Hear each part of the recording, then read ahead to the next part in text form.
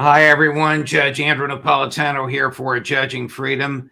Today is Wednesday, December 3rd, 2025. My dear friend Phil Giraldi joins us now. Phil, before we get to the Secretary of Defense and his war crimes, I was rereading your most recent piece about Jonathan Pollard.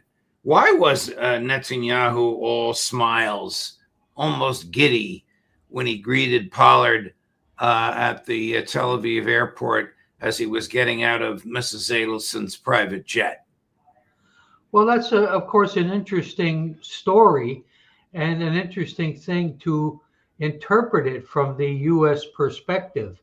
What Netanyahu was doing was playing a certain role that was very popular with the Israeli market, where this hero who enabled the state of Israel to develop nuclear weapons to, of course, protect itself, was there in Israel. And of course, they made preparations right from the beginning to celebrate him and named the square after him. Eventually, it named a town after him.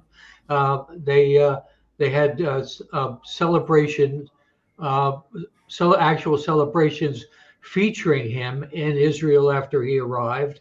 And this went on for a while. So it's something we should look at from the perspective of Israel, which is always completely self-centered. And Netanyahu was pretty sure that he got the assurance from Trump, who of course let him travel to Israel, that there would be no repercussions from the United States. Having sentenced more than 1,000 people in my career as a judge, I'm familiar with what's called a pre-sentence investigation report, which accumulates a lot of materials for the judge about the now convicted defendant. Often these are materials that didn't make their way into the trial. One of the materials that was given to the judge who sentenced Pollard was a 46 or 47-page report compiled by Caspar Weinberger, the Secretary of Defense at the time. What I was able to read was damning and scurrilous, but much of it, even to this day, is redacted. What was redacted? Not precisely, but what was the nature of what the judge didn't see and you and I can't see if we go and look at this thing? Well, actually, that's pretty simple. The damage that he did was so severe in terms of the collection abilities and analysis abilities by U.S. intelligence all the way across the board that the judge saw that, Caspar Weinberger saw that, but it would have been a security violation to reveal just how devastating the information that he obtained and eventually was shared. Now, this is the other part of the story too. The information that was shared by the Israeli government, once it got it, it shared some of this really sensitive intelligence collection information with the Russians. And they did this so that the Russians would let Jews in Russia, in the Soviet Union, obviously at that time, emigrate to Israel. So this was what Israel did with some of this information. And some additional information, technical information, went to the Chinese, who used it to develop their missile systems and some of their aeronautics. So these are things that these people were adversaries or opponents of the United States at the time. Israel had no hesitation to share this information.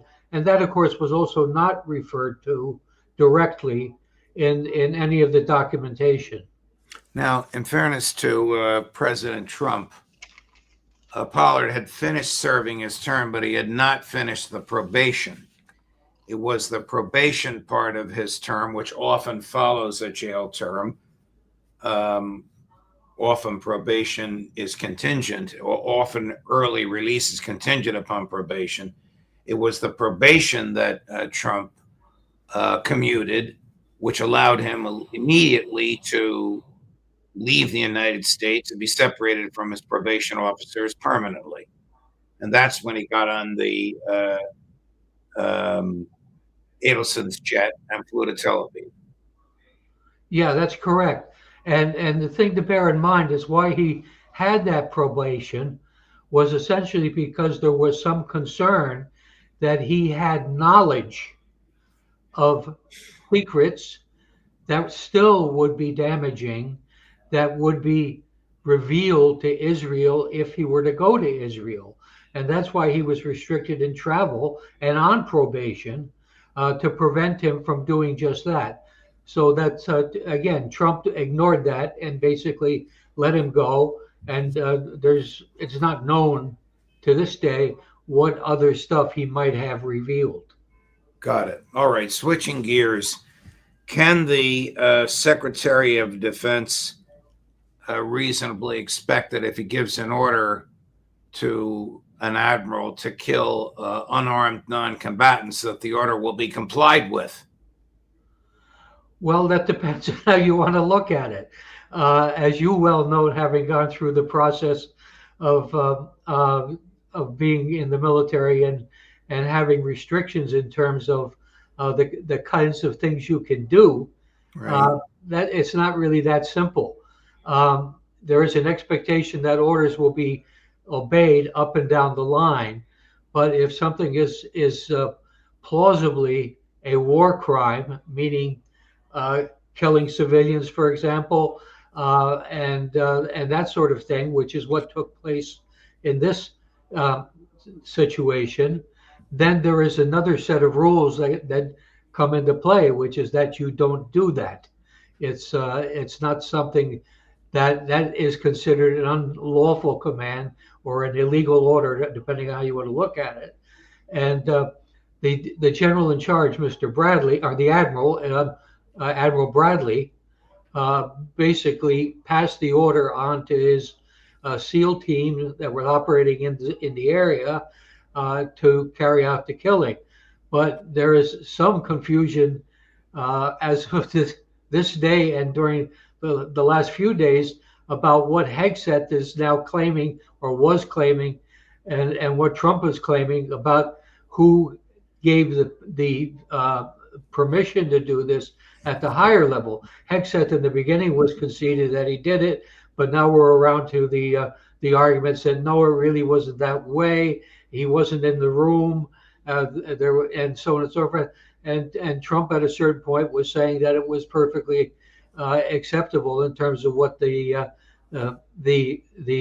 war situation was in the Caribbean. So we have all kinds of narratives floating out there, but the general rule is if you have some civilians, unarmed civilians, hanging onto a piece of wood in the Caribbean, you don't finish the job by going in and killing them. Wouldn't the admiral be familiar with the requirement of the Uniform Code of Military Justice that shipwrecked people, even if you caused the shipwreck, people who are alive, even though you tried to kill them, you have a duty to save? That's right. That's absolutely correct.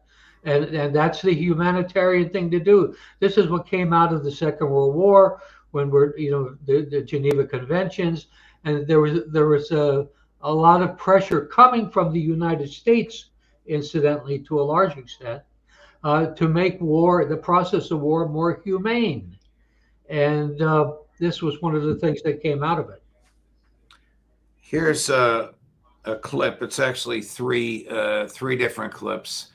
One is from 2016, which is the time period during which I was working with Pete Hegseth at Fox News. And he appears to be giving a speech, not a Fox product, but a speech that somebody had hired him to give. And he basically says illegal orders should not be obeyed. The second is Hegseth on Fox and Friends, of which he is a former host, and I am a former host, the day after this killing, in which he says he knew everything that was happening and he saw all of it and everybody was killed, and rightly so. Right. And the third is his efforts yesterday at a cabinet meeting to obfuscate what he knew and when he knew it. We'll watch all three of these clips back to back to back. There are some guys at Leavenworth. Who made really bad choices on the battlefield, and I do think there have to be consequences for abject war crimes. If you're doing something that is just completely unlawful and ruthless, then there is a consequence for that. That's why the military said it won't follow unlawful orders from their commander-in-chief. There's a standard, there's an ethos, there's a belief that we are above what so many things that our enemies or others would do. I watched it live. We knew exactly who was in that boat, we knew exactly what they were doing, and we knew exactly who they represented. I watched that first strike live. As you can imagine, at the Department of War, we got a lot of things to do. So I didn't stick around for the hour and 2 hours, whatever, where all the sensitive site exploitation digitally occurs. So I moved on to my next meeting. I did not personally see survivors, but I stand, because the thing was on fire. It was exploded and fire or smoke. You can't see anything. You got digital. This is called the fog of war. Pete will show up to testify under oath before the Senate Armed Services Committee. Which one of those three? Well, and then there's a version that came out today, which is that he claims he was not even in the room when all of this was on the video screen. So just in that last clip, he was saying that he saw it, he was there, it was flames going, this was going on, and now all of a sudden he's saying he wasn't even there. So, you know, this is incredible. Are members of the military, he was alluding to Leavenworth, which is a military prison. It's also a civilian prison, but it's a military prison. It's not a very pleasant place, but he was saying there are people in Leavenworth who made the wrong decisions on the battlefield. He must be referring to people who killed civilians. I mean, my question to you is, does the United States military court-martial, fancy military word for prosecute, soldiers, sailors, airmen, Marines who kill unarmed civilians? Well, the short answer to that is sometimes, and I would cite the case of Lieutenant Calley from the Vietnam War, and there were some lesser publicized instances during the Vietnam War of civilians being killed, that there were certain proceedings. I wouldn't say they went to a complete court martial or anything like that, but people were punished in various ways for killing civilians and doing engaging in other atrocities. So the U.S. government is very selective about how it does this, and the only reason someone like Calley went through what he did was because obviously it's the usual reason. This thing was kind of photographed, and there were press reports about it, and so it could not be avoided. I forget what happened in the Cali case. I mean, I know a lot of civilians were slaughtered. Was he convicted or acquitted? Yeah, no, he was convicted, and he was. There were certain punishments. He was reduced in rank. Obviously, he was dismissed from the service. I don't remember if he actually did any hard time or not, but that was maybe a possibility. Right. Let me switch gears, if I could, to your thoughts on Venezuela. Do you think Trump is actually going to invade, or do you think this killing of the boat people and amassing of an armada off the coast of Venezuela is some sort of a bluff to see what kind of a deal he can get involving oil? Well, you know, clearly it could go either way, except for it to go as kind of a bluff would depend on one feeling that Trump is capable of that kind of dissimulation. I have a feeling that there is going to be some kind of ground force intervention in Venezuela. How complete or how total it will be, I have no idea. But Trump keeps raising the issue of we're going on land, we're doing this, we're doing that, and he keeps raising the issue of killing people in connection with the what's going on in the Caribbean. So he's not shy about that. I think he's quite crazy enough to do it.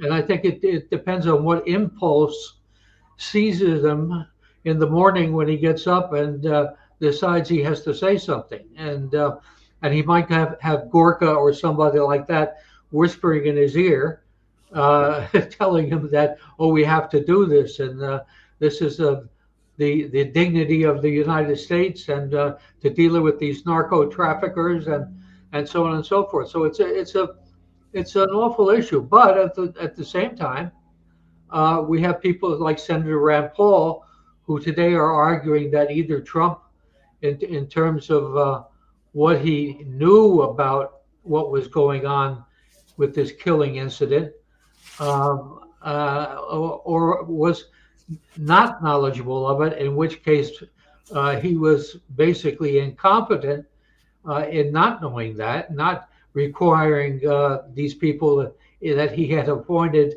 to notify him when something like this, which is potentially a bad situation for the media, he is kind of not connected and doesn't always know what's going to happen. All right, so I'm going to play a clip from a member of Trump's administration who just a month ago pointed out the futility of regime changes. She was obviously referring to Venezuela. They pretty much silenced her, but here she is. You'll know who this is in a moment. Cut number 11. For decades, our foreign policy has been trapped in a counterproductive and endless cycle of regime change or nation building. It was a one-size-fits-all approach of toppling regimes, trying to impose our system of governance on others, intervene in conflicts that were barely understood, and walk away with more enemies than allies. The results: trillions spent, countless lives lost, and in many cases, a creation of greater security threats. President Trump was elected by the American people to put an end to this. And from day one, he has showed a very different way to conduct foreign policy. She doesn't look very happy, but she's very clear in what she was saying. Apart from the last sentence, Right. that Trump has been very clear. He certainly hasn't been. I think she's being kind of delegated to occasional press appearances. I understand. She's absolutely correct up until that last sentence. And I understand there was a high-level security meeting last week in the White House, and she wasn't invited. She is the only one who talks sense, and the only one who anyone should be listening to. And of course, that would make her an outlier in terms of this administration. I've respected her ever since she was in Congress, where I recall where she went to Syria to see if all the propaganda that the U.S. government was coming out with about what was going on in Syria, she went to look and see it for herself, and came back with a fair judgment. So she's got that in her head. She's got the integrity, but the question is she going to be willing to really go to the wall on it if she wants to keep her job? And Trump is quite capable of firing any one of the people that we've just been talking about, because Trump basically doesn't care. To him, ultimately, it's all a question of loyalty to him, and loyalty means to roll over and agree with absolutely everything he says and does. Here's Trump trying to explain whatever Hegseth told him or did not tell him about the second killing, the killing of the two guys that survived the initial attack. Chris, cut number 1. And Pete said he did not want them. He didn't even know what people were talking about. So we'll look into it. But no, I wouldn't have wanted that. Not a second strike. The first strike was very lethal. It was fine, and if there were two people around. But Pete said that didn't happen. So we have yet a third version. Pete said it didn't happen. That's why I asked you earlier which Pete will show up when he's under oath testifying before the Senate Armed Services Committee. Who knows? They'll probably take the testimony in secret, so we won't even know what he says. Yeah, there'll be restrictions on it. That's for sure. And of course they're good. There are senators that don't have great records on a lot of this stuff either. So there'll be a little bit of playing back and forth in terms of what they feel is fair game and what isn't. Right, right.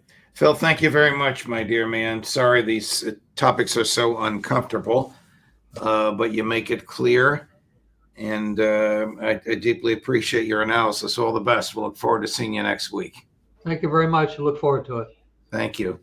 And coming up at 3:45 today, sort of our finale on all of this, although we'll be discussing some of it tomorrow, Pete Hegseth, the self-made war criminal, with who else? Scott Ritter, Judge Napolitano for Judging Freedom.